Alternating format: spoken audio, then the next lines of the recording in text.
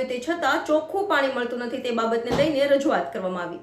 Budget સભામાં વધુ એક રજૂઆત કરવામાં આવી। જહા ભરવાડ દ્વારા પાણી મેરો વધારવામાં આવ્યો છે તે છતાં ચોખ્ખું પાણી મળતું નથી તે બાબતને લઈને રજૂઆત કરવામાં આવી અને પશુપાલન એટલે કે રખડતી ગાયોને કોઈ પણ પ્રકારે પકડવામાં ન આવે તે માટે રજૂઆત કરવામાં આવી। વધુમાં જહા ભરવાડે જણાવ્યું હતું કે વડોદરા શહેરમાં 2025-26નું જે બજેટ રજૂ થયું છે, આ બજેટમાં આજે તમામ કોર્પોરેટરો જે રજૂઆતો કરી છે એમાં મેં પણ આ ચર્ચા દરમિયાન રજૂઆત કરી છે।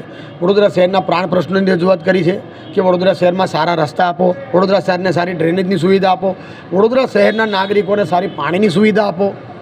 જે સમયે કોંગ્રેસનું રાજ હતું ત્યારે માત્ર 180 રૂપિયામાં 2 ટાઈમ પીવાનું ચોખ્ખું પાણી મળતું હતું અને હાલમાં વડોદરા શહેરમાં 1200 રૂપિયા વેરો હોવા છતાં ચોખ્ખું પાણી મળતું નથી, સમયસર પાણી મળતું નથી અને ટેન્કરથી પાણી ભરવા માટે લોકો મજબૂર થઈ રહ્યા છે। આ પરિસ્થિતિનો સામનો વડોદરા શહેરના નાગરિકો કરી રહ્યા છે। આજે તમે જુઓ કે વડોદરા શહેર સર સયાજીરાવ ગાયકવાડી નગરી કહેવાય, સંસ્કારી અને સાંસ્કૃતિક કલા નગરી કહેવાય। આ કલા નગરીમાં આ ભારતીય જનતા પાર્ટીનું શાસન જ્યારથી આવ્યું ત્યારથી લોકો ત્રાહિમામ પોકારી ગયા છે અને ટેન્કર રાજ જેવી પરિસ્થિતિ વડોદરા શહેરમાં ઉદ્ભવી છે। આ ટેન્કર રાજને બંધ કરવા માટેનું આયોજન કરવા માટે મેં રજૂઆત કરી છે કે નાગરિકોને પ્રેશરથી પાણી આપો। તમારા ટેન્કર રાજના કારણે નાગરિકો હેરાન પરેશાન થઈ રહ્યા છે, લોકોને લાંબી લાંબી લાઈનોમાં ઊભું રહેવું પડે છે, બહેનો હેરાન થાય છે, ટેન્કર સમયસર આવતા નથી અને પીવાનું પાણી ચોખ્ખું અને સમયસર નથી આવતું પ્રેશરથી। એટલે તમે જે ટેન્કર મોકલો છો આ ટેન્કર રાજ બંધ થવું જોઈએ અને લોકોને ચોખ્ખું પીવાના પ્રેશરથી પૂરતા પ્રેશરથી પાણી મળવું જોઈએ એવી મેં રજૂઆત કરી છે।